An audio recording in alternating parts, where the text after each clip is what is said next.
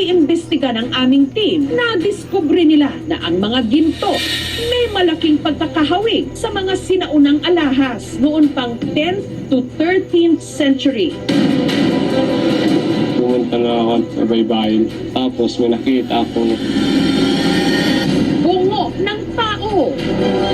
Anong koneksyon o papel ng mga ito sa ginintuang kasaysayan ng Cebu? Mga pabaon sa mga nangamatay.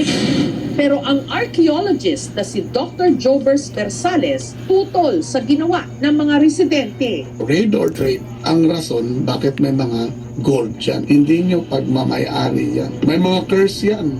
In Cebuano, it's called tulo. Before they bury their dead, they put a curse. Ang isa pang importanteng tanong, legal ba ang pagbenta sa mga ginto? Kailangan nyo ng surrender. Wala pa akong final na decision, ma'am. Pero